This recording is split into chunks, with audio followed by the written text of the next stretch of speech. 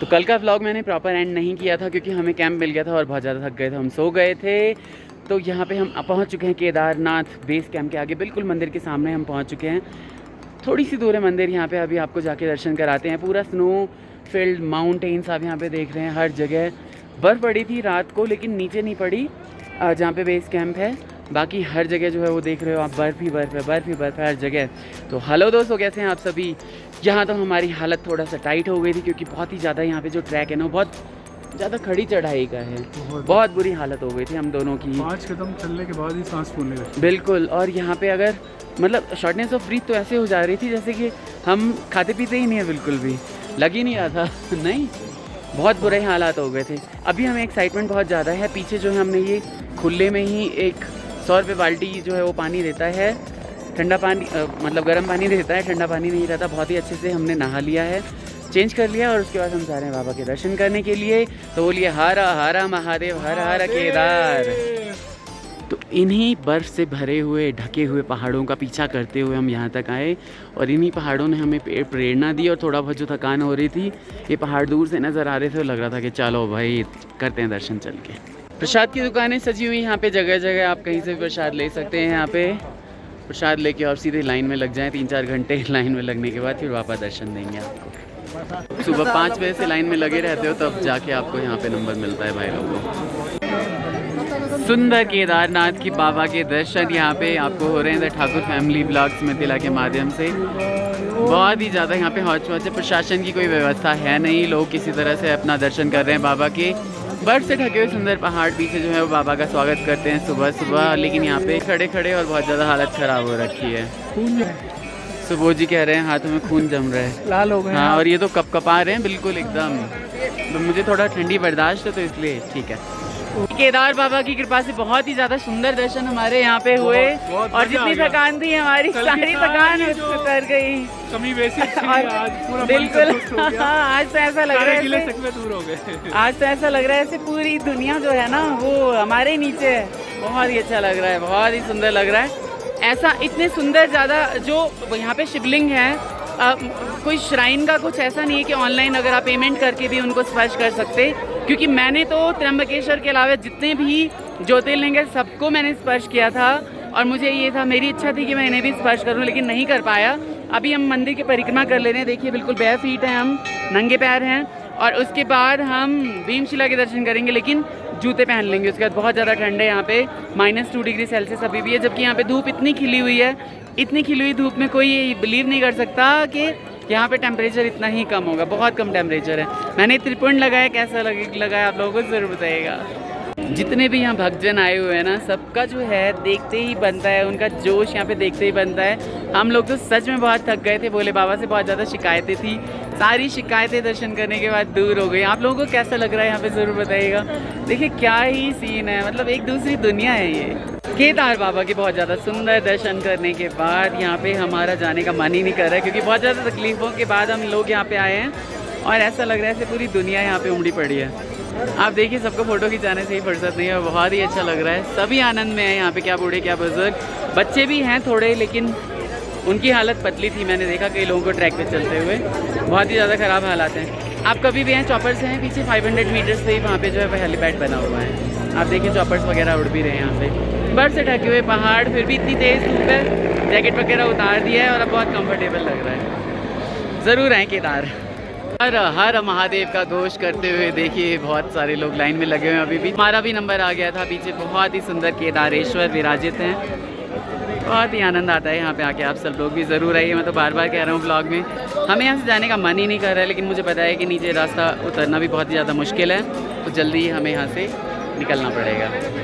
सुबोध जी का मतलब लोगों के मन में ये परसेप्शन बना रखी है लोगों ने कि भाई ये बात ही नहीं करते हैं लोगों से, लेकिन यहाँ आके आधा घंटा हो गया, जाने किस किस से बातें कर रहे हैं। सभी इनके नाते रिश्तेदार बताइएगा कि इतने बातें करते हैं ये। 3 से 6 महीने साल भर में बात नहीं करी है, उनसे बात कर रहा हूँ। बाबा के दरबार में आया हूँ, प्रणाम कर लो आप भी फ़ोन पे ही। हाँ बहुत ही बढ़िया। ठीक है, अब मैं एक आज जो है वो रील बनाते हैं और उसके बाद निकलते हैं यहाँ से, क्योंकि निकलने में भी नीचे उतरने में भी बहुत ज़्यादा टाइम लगने वाला है। तो बैठे हुए हैं अब हम भीमशिला के पीछे। यही वो शिला है जिसने जो आपदा आई थी 2013 की भीषण आपदा, उसमें क्या किया था कि इस शिला ने दो तरफ पानी को बांट दिया था, मंदिर को कोई नुकसान नहीं हुआ था।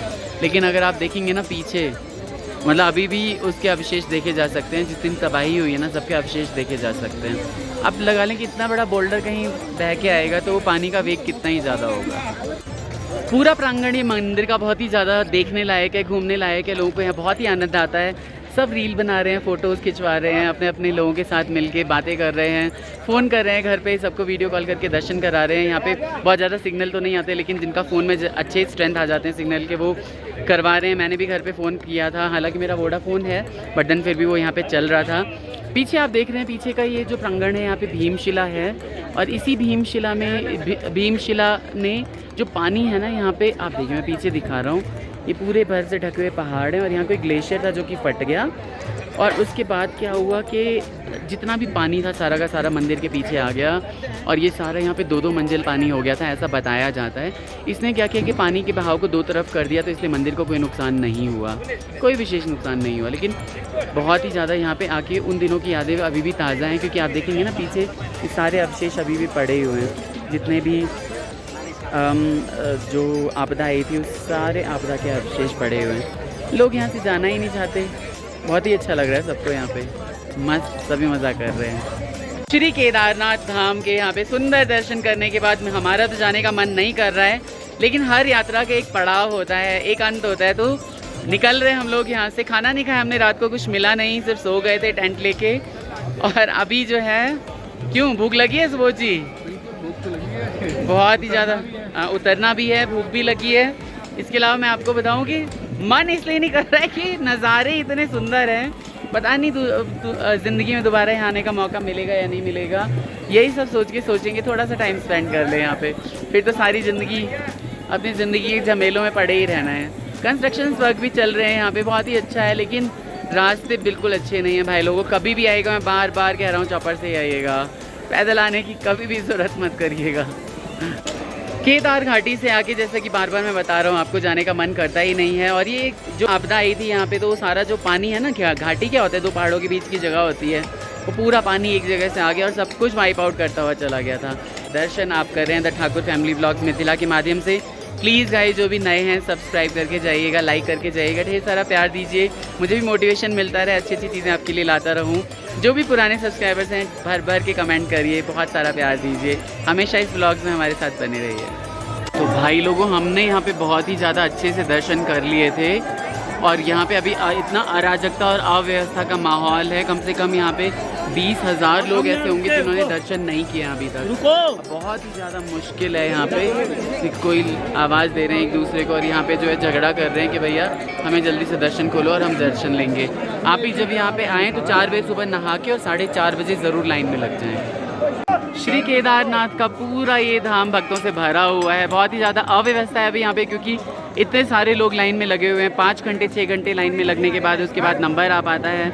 अगर आप चालाकी से कहीं लाइन में लग जाओ कहीं, या फिर कोई आपको, ये देख रहे, ये पूरी लाइन है, ये आप जितनी देख रहे हैं यहाँ से, करीब यहाँ से 1.5 किलोमीटर की लाइन लगी हुई है, और तब जाके जो है बाबा केदार के दर्शन होते हैं। और ये लाइन, क्योंकि VIP दर्शन भी साथ में चलते रहते हैं, तो ये घूम घूम के जा रही है लाइन। अब पूरा टाइम ये लगता है बहुत ही ज़्यादा, मैं आपको बताऊँ, कम से कम 4 घंटे, कम से कम। केदारनाथ के पीछे के जो आप ग्लेशियर्स देख रहे हैं ना, इतनी ठंड है यहाँ पे मैं बता नहीं सकता। और ये पूरे झरने निकल रहे हैं, नदियाँ निकल रही हैं, और यहीं पे जो है वो मंदाकिनी का उद्गम स्थल है। मंदाकिनी माता यहीं से निकलती हैं। तो प्रेम से बोलिए हर हर महादेव। बाबा केदार के दर्शन करने के लिए जो लाइन लगी हुई है ना, आप देखिए वहाँ बाबा केदार विराजित हैं। पूरी लंबी लाइन लगी हुई है यहाँ पे, पूरा 1.5 किलोमीटर लंबी लाइन नीचे तक जा रही है। आपको कम से कम 4 घंटे लगने वाले हैं। कितने घंटे में हमने दर्शन किए? मेरे ख्याल है 1.5 घंटा तो हमें भी लगा होगा। हाँ, वो इसलिए क्योंकि हमें हमारे जान पहचान के एक मिल गए थे और हम बीच लाइन में चले गए थे, है ना। लेकिन जिनको नहीं ऐसा होता है, बाबा की कृपा जिन पे ऐसी नहीं होती, अभी तक हम लाइन में लगे ही होते, और मुझे लग रहा है कि दर्शन हमारे होते 2-3 बजे के आसपास। तो यहीं थोड़ी ऊपर जाके जो है वो उद्गम स्थल है मंदाकिनी माता का, और कल कल करती हुई बह रही हैं। लोगों ने बहुत गंदगी फैलाई हुई है, छोटे मोटे बड़े झरने यहाँ पे मिलते रहते हैं, और ये नदी बहुत ही ज़्यादा विशाल रूप ले लेती है। फिर केदारनाथ के दर्शन करने के पश्चात भैरव बाबा के दर्शन करने आप जा सकते हैं। मुझे लगता है कम से कम ये 1.5 किलोमीटर का ट्रैक है। हमने दर्शन ये नहीं किए हैं और यहीं से हमने प्रणाम कर लिया है। हालत हमारी टाइट है इसलिए हमने दर्शन नहीं किए हैं, झूठ क्यों ही बोलूँ। क्यों, कैसी हालत है? ठीक है, अब तो दर्शन के बाद तो हालत ठीक है। ठीक है। ये तो कह भी रहे हैं कि हिम्मत करके हम चल सकते हैं, लेकिन मैंने कहा मैं नहीं जा सकता। यहीं से प्रणाम कर लेते हैं। केदार बाबा के दर्शन कर लिए तो सबके दर्शन हो गए, ऐसा समझे। रास्ते में ही बाबा का एक छोटा सा मंदिर है और इसमें बहुत सारा पानी भरा हुआ है। ऐसा माना जाता है कि जब इसमें आप बम बम बोले, हर हर महादेव बोलते हैं तो उसमें बुलबुले उठते हैं। अब सच है या झूठ ये मुझे नहीं पता, सुबोध जी बताएंगे मुझे क्योंकि वो गए हैं। हाँ, बहुत बढ़िया। हर हर महादेव के नारे लगाए जा रहे हैं। तो यहाँ नारे लगाए हर हर महादेव, तो यहाँ बुलबुले उठने लगते हैं। ये देखिए जैसे, तो वैसे तो मुझे लगता है कि कोई कारण होगा इसका, लेकिन लोगों ने आस्था से छोड़ दिया है। रेतस कुंड के दर्शन कर लिए हमने और उसके बाद हमारी यात्रा जो है समाप्ति की ओर है। ये आवाज़ शायद आप लोगों को क्लियर ना आए, लेकिन आप देख रहे हैं कि ये हेलीपैड बिल्कुल 500 मीटर भी नहीं है मंदिर से, 200-300 मीटर पे ये हेलीपैड अवेलेबल है। और यहाँ पे आप हेलीकॉप्टर से, चॉपर से ही आइए। यहाँ से बिल्कुल 3-4 मिनट लगते हैं बस मंदिर पहुँचने में। एक हेलीपैड मंदिर के पीछे भी है जैसा कि मुझे लगता है। आप देख रहे हैं कि फटाफट आ रहे हैं, फटाफट जा रहे हैं। बहुत ही बढ़िया है भाई लोगों, यही फैसिलिटी यूज़ करके आप लोग आएँ कभी भी फ्यूचर में। ये देखिए, एक उड़ता है एक जाता है, एक उड़ता है एक जाता है। बहुत ही फास्ट सर्विसेज हैं इनकी। देखिए वो चला गया। पूरी घाटी बहुत ही ज़्यादा सुंदर लगती है भाई लोगों, बहुत ही ज़्यादा मस्त। टेस्टी और गर्मा गर्म जलेबियाँ बनाई जा रही हैं यहाँ पे। ठेली वाले से झगड़ जाएंगे कि यार जरा 2 पे रिलायंस, बिल्कुल सही बात, 50 रुपए किलो आलू खरीद लेंगे। बिल्कुल सही बात है। और यहाँ पे 50 की हमने 100 ग्राम जलेबी खरीदी है, यानी हमने 200 ग्राम जलेबी खरीदी है 100 रुपए की। सबसे महंगी जलेबी है और ये खा रहे हैं सुबोध जी। बहुत ही बढ़िया। भैया नाराज़ हो गए, किसी ने इनसे बोल दिया कि भी बहुत महंगी है। और सच में यहाँ पे महंगा होना लाजमी भी है, क्योंकि बहुत ही नीचे से सामान लाना पड़ता है। गैस का सिलेंडर ही 4,500 का पड़ता है। 6,500? अच्छा, बहुत ही महंगा। श्री केदारेश्वर के दर्शन करने के बाद हमारे बहुत ही अच्छे अच्छे लोगों के साथ मुलाकात हुई। उनमें से एक ये भी हैं चंद्रकांत शिव जी, तो इनसे मुलाकात हुई। और इसी के साथ ये ब्लॉग बहुत ही ज़्यादा बड़ा हो जाएगा। एंड करते हैं इस ब्लॉग को। बहुत ही अच्छा लगा यहाँ आके, और ये पूरे पर्वतों को देख के, निहार के जाने का मन नहीं कर रहा है, लेकिन जैसा कि मैंने पहले भी बोला है, हर शुरुआत एक अंत होता है। तो सभी अपना अपना ख्याल रखिए। जो भी नए हैं चैनल को सब्सक्राइब करके जाइए। Take care, bye bye, Radhe Radhe, हर हर महादेव, हर हर महादेव।